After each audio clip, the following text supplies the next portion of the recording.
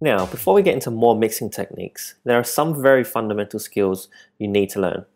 These things may seem boring and unnecessary, but I assure you, it is an absolute must for any professional grade DJ. As you begin to DJ at parties, clubs, bars, and various functions, you will come across a time when something doesn't quite work. Before solving the problem, you will need to isolate where the problem is. The technique that I've taught many DJs is to follow the signal. What do I mean by follow the signal? It's pretty simple actually. There are three signals you need to worry about: power signal, audio signal, and volume signal. For each of these, you follow the flow of the signal. Let's start with the power signal. It might sound obvious, but double check that everything is turned on. Are your speakers turned on? Is your CDJ turned on? Are the IEC cables properly plugged in? Are all the power cables plugged in? Is a switch at the wall turned on? Now follow the flow of the power signal from the wall socket all the way to the device. This is the way I'd check. Is it plugged in at the wall? Is the wall switch on? Are the devices plugged in properly? Power cables of devices are plugged into the devices properly? And is each device switched on? Okay, now that we know that everything is plugged in and has power, we can check the audio signal. One of the most common problems is with the RCA cable. Either they're damaged or not plugged in properly. Follow the audio signal coming out of your CDJ into the RCA cables and into the mixer. Check that it is securely connected at each device. Okay, now we know that the audio signal is being sent into the mixer, but what about out of the mixer? Check that the XLR connections are going out of the mixer and into the speakers.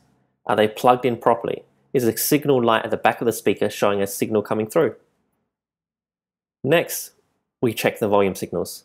Check to see that the input selector on the mixer has a CDJ selected. Check that the crossfader is turned off. Check that the trim level and channel volume levels are set appropriately. You should see the channel indicator lights show a signal. Check that the master volume level is set. You should see that the master volume indicator lights show a signal.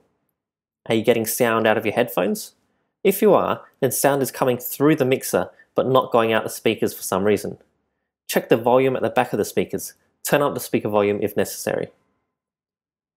If you follow these steps of following the signal, you will be able to isolate and find the problem quite quickly. Now let's apply these principles in some exercises. All the examples in these exercises I've actually come across in real life scenarios. The answers to these exercises will be in the next video. Okay, let's say I have power coming through all the devices that are switched on, but I'm still not hearing anything coming out of the speakers.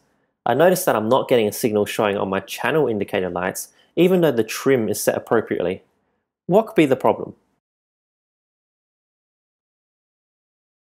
Okay, let's say that we've solved the previous problem. We now have a signal coming through the channel indicator lights. When I turn up the channel volume, no sound is coming out of the speakers. I've turned up the volume on my speakers and on the mixer master channel, but still no sound is coming out. What could be the problem?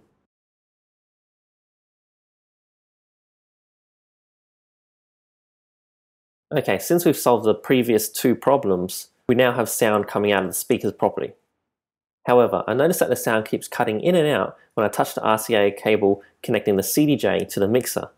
What is the problem here? And how would I fix it without interrupting the music for everyone?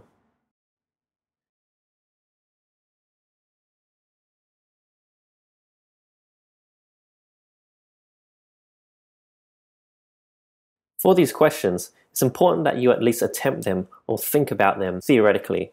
Try to apply the principles as following the signal and to see if you've understood the process.